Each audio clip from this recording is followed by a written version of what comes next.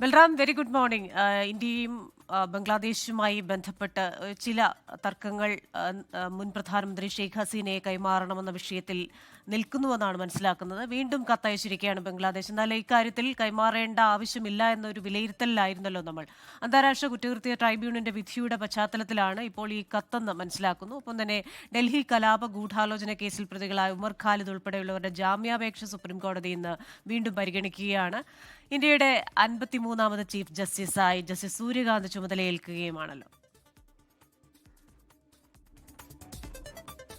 Very good morning Christina. ഒട്ടേറെ വാർത്തകൾ ഇന്ന് രാജ്യ തലസ്ഥാനത്ത് നിന്നും വരാനിരിക്കുന്നുണ്ട്. അതിലേറ്റവും പ്രധാനമായ അന്താരാഷ്ട്ര തലത്തിൽ തന്നെ ശ്രദ്ധേയമായ ഒരു വാർത്ത എന്നുള്ളത് ഈ ഷെയ്ഖ് ഹസീന, ബംഗ്ലാദേശ് മുൻ പ്രധാനമന്ത്രി ഷെയ്ഖ് ഹസീനയ്ക്ക് വധശിക്ഷ വിധിച്ചിരുന്നു അന്താരാഷ്ട്ര നീതിന്യായ ട്രൈബ്യൂണൽ ബംഗ്ലാദേശിലെ.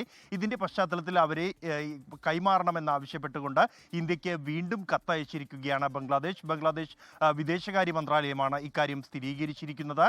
കഴിഞ്ഞ ദിവസങ്ങളിൽ ബംഗ്ലാദേശിലെ ദേശീയ സുരക്ഷാ ഉപദേഷ്ടാവ് 3 ദിവസം ഡൽഹിയിൽ ഉണ്ടായിരുന്നു.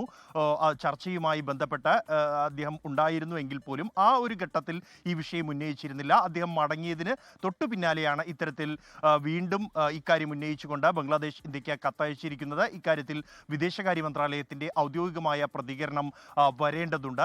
ഇതോടൊപ്പം തന്നെയാണ് ഡൽഹി കലാപ കേസുമായി ബന്ധപ്പെട്ടുകൊണ്ട് ഉമർ ഖാലിദ് അടക്കം 4 പേരുടെ ജാമ്യാപേക്ഷ സുപ്രീം കോടതി ഇന്നും പരിഗണിക്കുന്നുണ്ട്.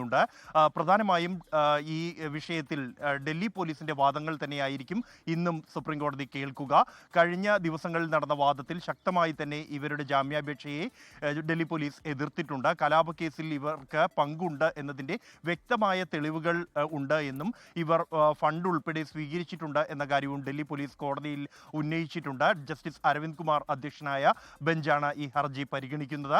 ഇതോടൊപ്പം തന്നെ ഇന്ത്യയുടെ 53ാമത് ചീഫ് ജസ്റ്റിസായി ജസ്റ്റിസ് സൂര്യകാന്ത് ഇന്ന് ചുമതലയേൽക്കുകയാണ്.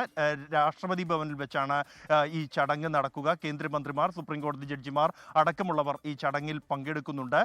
ജസ്റ്റിസ് BR ഗവായ് കഴിഞ്ഞ ദിവസം വിരമിച്ച ഒരു പശ്ചാത്തലത്തിലാണ് ഇന്ന് ജസ്റ്റിസ് സൂര്യകാന്ത് ഇന്ത്യയുടെ 53ാമത് ചീഫ് ജസ്റ്റിസായി ചുമതലയേൽക്കുന്നത്. ഇതോടൊപ്പം തന്നെ മറ്റൊരു വാർത്ത എന്നുള്ളത് ഡൽഹിയിലെ മലിനീകരണവുമായി ബന്ധപ്പെട്ടുള്ളതാണ്. ഡൽഹിയിലെ വായുമലിനീകരണം അതീവ രൂക്ഷമായി തുടരുകയാണ്. കഴിഞ്ഞ ഒരാഴ്ചയിലേറെയായി തുടർച്ചയായി തന്നെ ഗുരുതര വിഭാഗമായ 400-ന് മുകളിലാണ് ഡൽഹിയിലെ 38 കേന്ദ്രങ്ങളിൽ 14-ലേറെയും ഈ വായു ഗുണനിലവാര നിരക്ക് രേഖപ്പെടുത്തിയിരിക്കുന്നത്. ഈ ഒരു പശ്ചാത്തലത്തിൽ ഇന്നലെ വൈകിട്ട് ജെൻസി മോഡൽ പ്രതിഷേധത്തിനും ഡൽഹി സാക്ഷ്യം വഹിച്ചിരുന്നു. ഇന്ത്യ ഗേറ്റിന് സമീപം ഇത്തരത്തിൽ പ്രതിഷേധങ്ങൾ നിരോധിച്ച മേഖലയിലാണ് യുവാക്കൾ, വിദ്യാർത്ഥികളുടെയും നേതൃത്വത്തിൽ പ്രതിഷേധം നടന്നത്. ഇത് തടഞ്ഞ ഡൽഹി പോലീസിനെതിരെ കുരുമുളക് സ്പ്രേ പ്രയോഗവും ഉണ്ടായി. 4 പോലീസുകാർക്ക് ഈ സംഭവത്തിൽ പരിക്കേറ്റ് ആർമൽ ആശുപത്രിയിൽ പ്രവേശിപ്പിച്ചിരിക്കുകയാണ്. സംഭവത്തിൽ FIR രജിസ്റ്റർ ചെയ്തിട്ടുണ്ട് പോലീസ്. ആദ്യമായാണ് ഇത്തരത്തിലൊരു സംഭവം ഉണ്ടാകുന്നത് എന്നാണ് ഡൽഹി പോലീസ് അറിയിക്കുന്നത്. ഇതിൽ കുറ്റക്കാർക്കെതിരെ അന്വേഷണം ആരംഭിച്ചു കഴിഞ്ഞതായും പോലീസ് വ്യക്തമാക്കുന്നുണ്ട്. ക്രിസ്റ്റീന, ലോകത്തെവിടെയായാലും ഏത് സമയത്തും 24 വാർത്തകളും ഓഗ്മെന്റഡ് റിയാലിറ്റി പാക്കേജുകളും എക്സ്പ്ലെയിനറുകളും വിശദമായി കാണാൻ ഞങ്ങളുടെ യൂട്യൂബ് ചാനൽ നിങ്ങൾക്ക് സബ്സ്ക്രൈബ് ചെയ്യാം.